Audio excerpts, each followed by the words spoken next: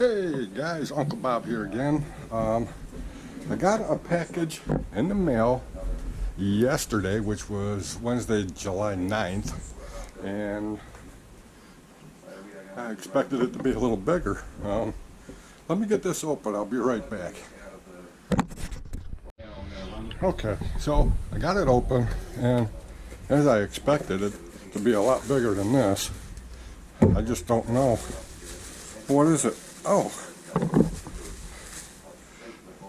that's not what I ordered. Son of a gun. Alright guys, hang on. I got me an idea. Plastic food spikes. I'm going to try something. Throw that in there. Let me get some water. Hang on. Alright, got some water, so pour that in there. Give that a little sprinkle. Alright, so I'm gonna got that off. It's a little wet. Close this back up. Got this closed back up. I'll be right back in a few minutes to see what happens. Alright. Elapsed time was about an hour and a half. And you can probably still hear Chris rambling on over there. That Miracle Grow. That Miracle Grow plastic food really worked. It's still open too. Huh. Now, what the hell do we have in here? Oh, I see what it is. Oh.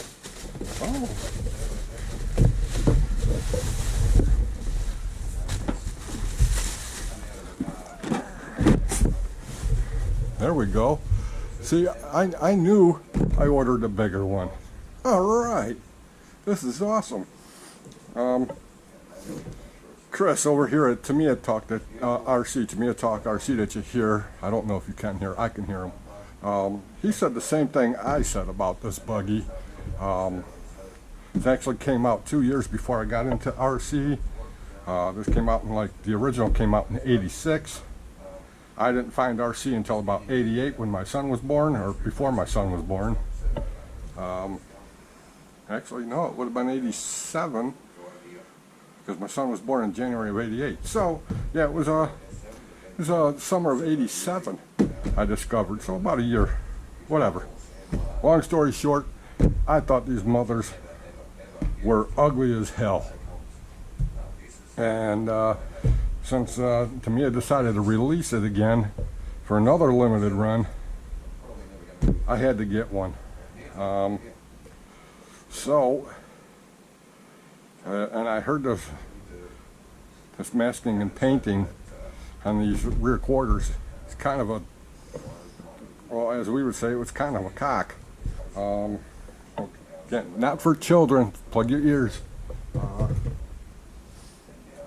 But we'll see what happens.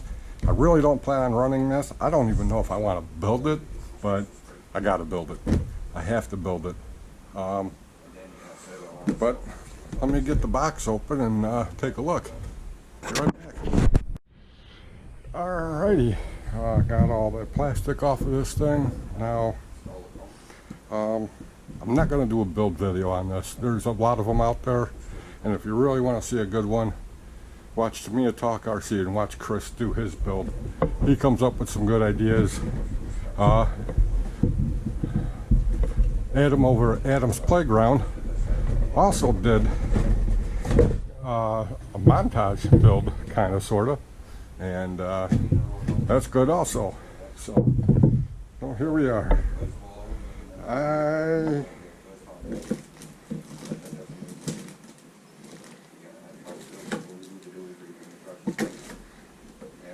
Okay. Well,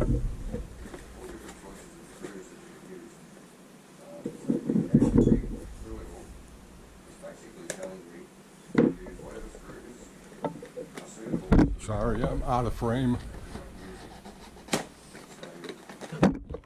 There's the gears. I wanted to dig through it and look for that beautiful motor, even though I know it's only a GT tuned.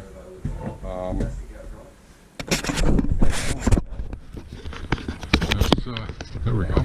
Keep it in frame, Bob. Keep it in frame. Alright, so I did pick up an Jara low profile servo to put in here because I got another one over there if the low profile don't work, because once they go in you really don't want to change it, so be sure of the servo that you're putting in one of these.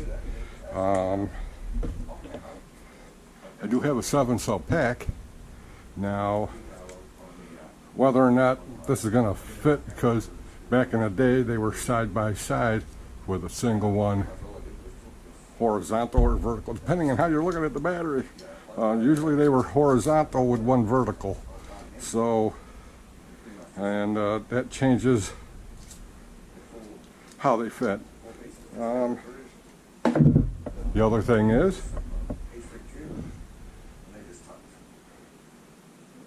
I have an 8-turn, basically an Orion motor that's been relabeled, and this was hand wound and assembled, I think, by Jim Dieter. I think that's how you say his name. And he was one of the top engineers over at Trinity when Trinity was doing their motors back in the 80s and the 90s. Well-renowned guy. Now, colors.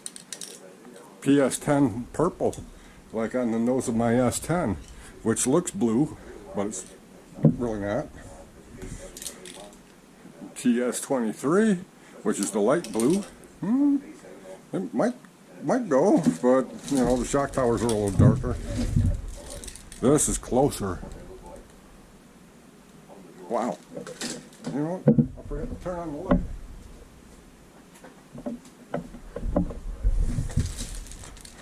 That PS10 purple is really close to those shock towers.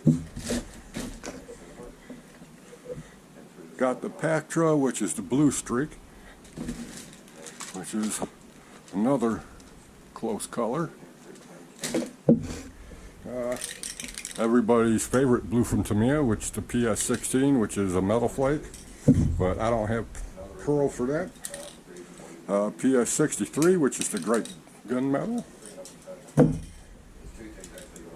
Or how about cobalt green?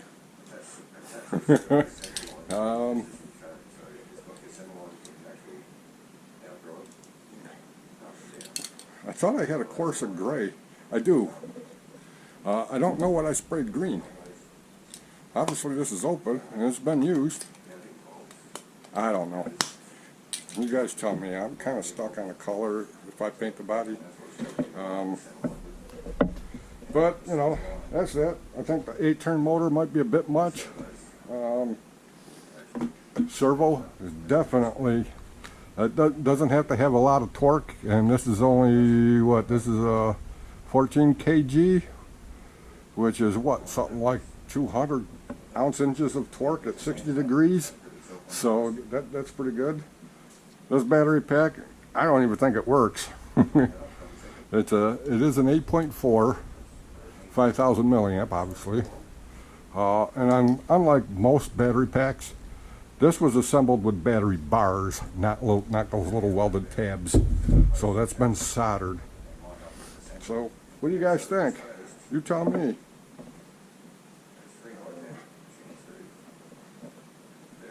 Don't spill it. Coffee.